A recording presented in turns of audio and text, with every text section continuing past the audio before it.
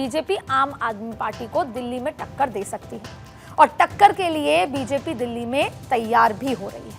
और अभी तक बीजेपी ने अपने पत्ते प्रत्याशी के रूप में नहीं खोले। सुनने में तो यह भी आया था कि भले ही आम आदमी पार्टी ने टिकट वितरण कर दिया, लेकिन अभी भी सिटिंग विधायक बीजेपी के पास आ सकते हैं।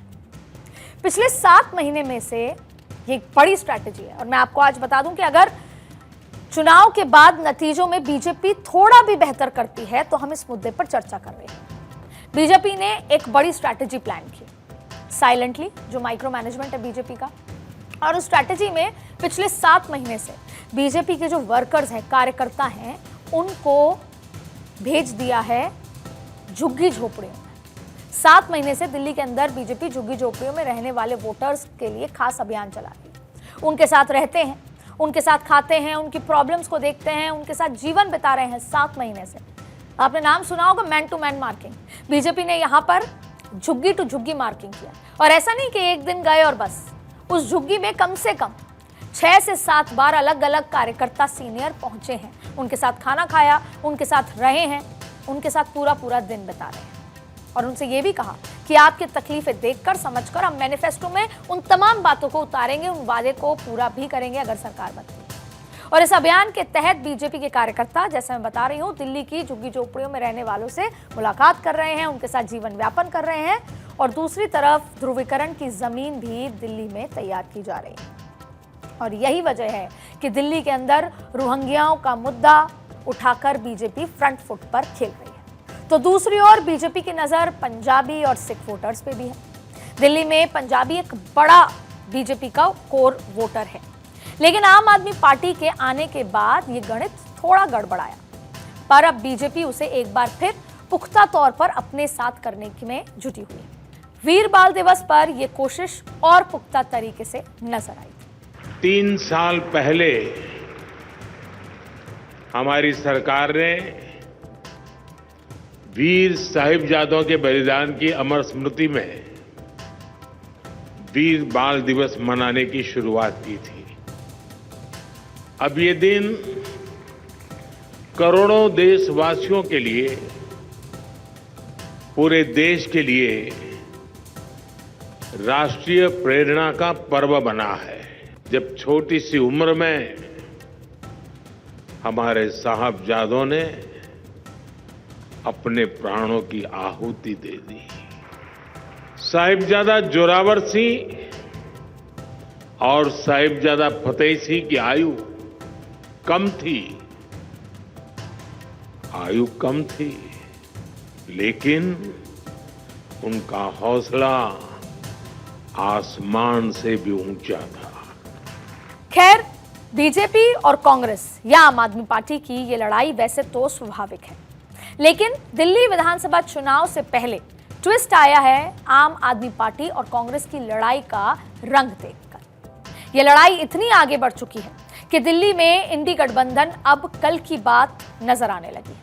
यहां तक कि केजरीवाल की महिला सम्मान योजना पर सरकार का विज्ञापन क्या आया, सबसे पहले कांग्रेस के यूथ विंग ने शिकायत दर्ज कराई, जिसके बाद मुख्यमंत्री आतिशी ने यह कहती नजर आई कि कांग्रेस और बीजेपी में साठगांठ है।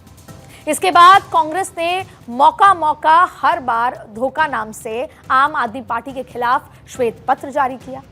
तो संजय सिंह ये कहते दिखे कि कांग्रेस के दिल्ली इकाई के नेता बीजेपी के साथ खड़े हैं। अब ये सब क्यों हो रहा है? देखिए, जाहिर तौर पर इंडिया गठबंधन में जब सब साथ आए थे तो यही वादा था कि हम नेशनल स्तर पर 2024 के लिए या नेशनल मुद्दों पर एक साथ आए, रीजनल मुद्दों पे साथ नहीं आए, ये बात हुई थी। अब उसमें हो यही रहा था कि रीजनल नेता भले ही एक दूसरे पर कटाक्ष करें, बयानबाजी करें, लेकिन नेशनल लीडरशिप किसी भी पार्टी की एक दूसरे पर कटाक्ष नहीं करेगी। ये इंडिया गठबंधन का एक बेसिक प्रॉमिस था। लेकिन दिल्ली चुनाव में क्या हुआ?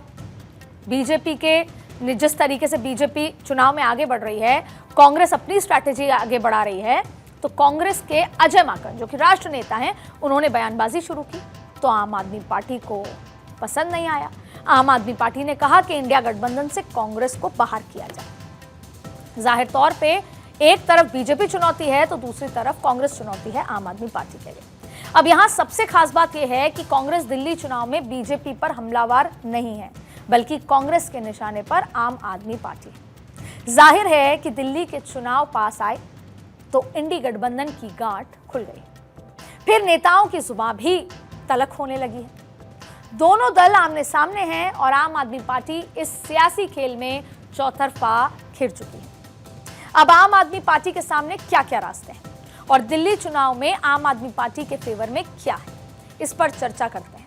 दिल्ली में अरविंद केजरीवाल अपनी साधारण आदमी वाली इमेज को कायम रखने के लिए काम कर रहे हैं। दूसरी तरफ उन्होंने आतिशी को मुख्यमंत्री बनाकर यह संदेश दे दिया कि सत्ता के लोभ से वो दूर है। फिर शीश महल जैसे नैरेटिव को भी जाहिर तौर पे तोड़ने की कोशिश की। एक दौर में वो काफी चर्चित था, लेकिन सत्ता छोड़ने के बाद वो अरविंद केजरीवाल के पद छोड़ने के बाद से शांत होता नजर आया। फिर महिलाओं को साधने के लिए भी अरविंद केजरीवाल ये नया प्लान लेकर आए। यहां तक कि आचार संहिता लगने से पहले खाते में भी चीजें पहुंचनी शुरू हो जाएंगी। ये बात और है कि महिला किसे वोट करेंगी ये देखना अभी बाकी है, क्योंकि झारखंड में किसी और को किया, हरियाणा में किसी और पार्टी को किया, तो महिला चुप हैं लेकिन दमदार है। कुल जमा बात यह है कि कांग्रेस ने उसी ध्रुवीकरण की राह को पकड़ा है जिस पर बीजेपी चलती है, क्योंकि बीजेपी की नजर अगर हिंदू वोटर्स और एससी वोटर्स पर है तो कांग्रेस आम आदमी पार्टी से मुस्लिम वोट बैंक और थोड़ा बहुत बीजेपी से एससी वोट बैंक को तोड़ने की, छीनने की कोशिश कर रही है। अब इससे भले ही कांग्रेस सरकार ना बना पाए, लेकिन आम आदमी पार्टी का एक छत्र राज तो डेफिनेटली खत्म हो सकता है।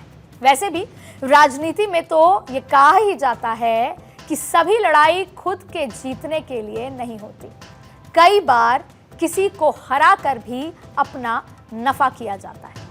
तो अगर इस नफे के लिए कांग्रेस और आम आदमी पार्टी ने एक दूसरे से वफा तोड़ भी ली तो भला कौन सी आफत आ गई। हाँ, बीजेपी इस लड़ाई में वोट का छीका फूटने का मौका जरूर ढूंढ रही है, क्योंकि आम आदमी पार्टी का वोट का छीका टूटेगा तभी तो बीजेपी के हिस्से में कुछ आ पाएगा। तो आप हैरान मत होइए, ये पॉलिटिक्स है, यहां पावर गेम में किसी के पास कोई शेम नहीं।